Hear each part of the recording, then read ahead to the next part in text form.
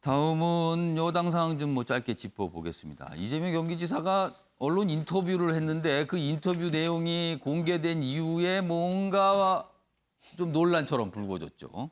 보겠습니다. 이재명 강성 친문 지저분하고 어쩌고 이런 게 인터뷰 기사에 실렸어요. 보도를 통해서. 그러자 이낙연 씨 입으로 매를 번다. 잠잠해진 거 아니었나요? 이른바 명락대전. 근데 약간 신경전처럼. 물론 어제 요 정도 하고 더 커지진 않았어요. 근데 아주 신경전 여전하다는 걸 또 여실히 보여주거든요. 이재명 언론 인터뷰 발언이 논란이다. 여야 극렬 지지층 말한 것이다. 이 인터뷰가 조금 앞뒤 자르고 나가서 오해가 많았다. 그래서 추가 설명이 좀 있었어요. 그러나 역시 여기에 이제 친문 얘기가 들어갔잖아요. 친문. 그래서 또 이재명 지사 하면 친문과의 관계 항상 질문이 나오는 거거든요. 또 나온 겁니다, 이게. 다음 화면 보겠습니다. 그러니까 보도 내용이 이래요. 질문이 이렇게 되어 있습니다. 일부 친문 강성 지지층의 행태 어떻게 봅니까? 그에 대해서 요란하고 시끄럽고 지저분한데 이렇게 얘기한 거예요. 그러니까 눈길이 확 가죠. 거기에 휘둘리지 않을 만큼 국민의식이 높다고 생각한다. 그렇다면 이 강성 친문은 요란, 시끄럽고 지저분이 되는 거예요. 그리고 이게 이제 발칵한 거예요. 그러자 이제 해명이 나왔습니다. 이게 좀 잘못 전달했다. 이거 문제가 많았다. 보도가. 이렇게 보도하면 안 됩니다. 왜곡 아닙니까? 그러면서 해당 발언은 여야 극렬 지지층에 대한 원칙적인 설명이었다. 그런데요. 원칙적이라 보지만 여도 들어가는 거잖아요. 그러면은.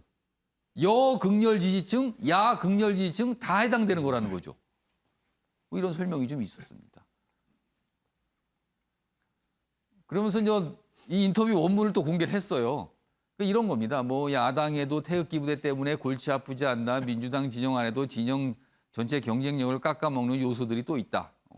다음입니다. 요란하고 시끄럽고 지저분하게 되긴 한데 그게 판세에 크게 영향을 주지는 않는다고 본다. 이렇게 얘기했는데 인터뷰 기사에서 뭔가 이렇게 축약이 되면서 그렇게 됐다는 거죠. 그래서 오해를 샀다. 어떻게 보셨는지 모르겠습니다. 시청자 여러분. 이 얘기 좀 해보겠습니다. 김종 교수님께서는 어떻게 보셨어요? 아니, 저는 신문 보도 내용과 원문까지 다 소개해드렸는데. 저 개인적인 의견은 이 삐뚤어져도 말은 바로 해야 된다고 생각을 하기 때문에 여야 극렬 지지층들의 발언 자체가 사회의 갈등을 촉발하게 되고 진영을 둘로 나누게 돼서 상당히 많은 악영향을 준 것들은 저는 눈으로 봤을 때 알 수 있는 사실이기 때문에 그것을 애써 외면할 필요가 없다. 하지만 말씀드린 지금 이 양 진영에서 마찬가지입니다만 민주당 경선이 진행되고 있기 때문에 소위 민주당 같은 경우는 호남 지지층, 그다음에 친문 지지층 이 두 가지의 거대한 지지층이 있기 때문에 이분과 관련해서 어떤 사안이든 자기에게 유리한 상황이 발생하게 되면 그것들을 공격의 소재로 활용할 수밖에 없는 상황이 분명히 있다는 생각이 들거든요. 근데 정치라고 하는 것의 핵심이 경선을 통해서 승리하는 것도 중요합니다만 전체 국민들을 위해서 올바른 방향의 메시지를 전달할 필요가 있지 않겠습니까? 좀 그런 측면에서 여야 극렬 지지층들이 제기했던 많은 이야기들, 특히 지금 태극기 부대 얘기했습니다만 광화문에서 얘기했던 내용들 상당히 많은 가짜뉴스나 극단적인 발언들을 통해서 우리 사회에 얼마나 큰 악영향을 줬습니까? 또 마찬가지로 저희 친문이라고 얘기할 수 있을지 모르겠습니다만 여당에 있는 극렬 지지층 같은 경우도 자기 주장만이 옳다고 얘기하면서 나머지 주장은 다 그러다고 얘기하는 방식을 통해서 배제하고 혐오하는 발언들을 얼마나 많이 했습니까? 전 그런 측면에서 대통령 후보로 나오신 분이라고 얘기한다면 저도 상식적인 범주의 생각들을 가지고 있는 국민들을 위한 정치를 해야 된다. 여야 극단적인 극렬 지지층들의 이 입장을 옹호할 수 없다라고 얘기해야 되는 게 저는 당연하다는 생각이 들기 때문에 보도 내용대로라도 이 정도 얘기는 충분히 할 수 있다라고 보시는 거예요? 저는 해야 한다고 생각하는 거죠. 그러니까 경선이기 때문에 얘기를 못한다고 얘기한다면 그럼 경선이 지나고 난 다음에 또 얘기할 겁니까?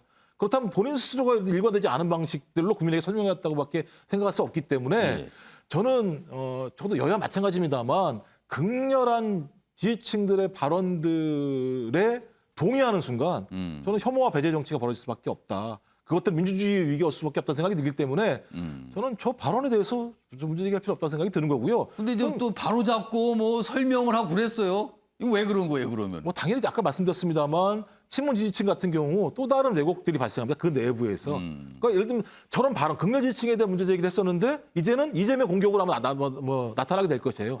전 그런 것들을 방지하기 위한 방식입니다만 저는 어느 순간 어느 정치인들은 한 번 좀 돌파해야 돼요. 이런 상황들을. 예. 그냥 그런 저런 극렬 지지층들의 발언 하나하나에 예를 들면 좌지우지되는 상황이 저는 건강하지 않다는 생각이 들기 때문에 과감하게 돌파해라. 국민들을 믿어야죠. 국민들을 믿지 않고 어떻게 정치를 하겠습니까? 저는 그런 측면에서 좀 여야 마찬가지입니다만 좀 생각이 바르신 정치인이라면 좀 정면 돌파하셔라. 언제까지 이런 혐오와 배제, 그다음에 극단의 정치들에 동의하고 휘둘릴 것인가? 저는 그걸 좀 한번 고민해 볼 수 있는 계기가 됐으면 좋겠습니다. 정면 돌파보다는 정면 설명을 했어요. 어제 상황에 대해서. 최하고 고문님. 네. 이재명 경기지사와 친문과의 관계 여전히 껄끄럽다는 걸 또 보여주는 겁니까? 그럼요. 이건 지금 자기 지지층을 다시 한번 모이게 하는 분명한 그런 자극제는 될 것 같고요. 예. 지금 이재명 후보가 이제 얘기한 것 중에 하나가 이런 지저분하고 요란스러운 거에 우리 국민들은 휘둘리지 않을 것이다. 그래서 수준이 높다 그랬습니다. 그럼 이거에 대해서 이렇게 명분 없는 싸움을 할 이유는 하나도 없다고 보여집니다. 그리고 다른 당의 야당의 태극기 부대까지 등장하면서 여기가 시끄럽고 지저분하고 아니 왜 거기에 또 참석을 만약에 태극기 부대가 그게 사실이라면 본인한테는 좋을 텐데 왜 그걸 지적하거나 등등 지금 제가 보기에 이재명 지사, 이재명 후보의 얘기들은 굉장히 계산이 잘 돼서 나오는 얘기들을 지금 하고 계시거든요.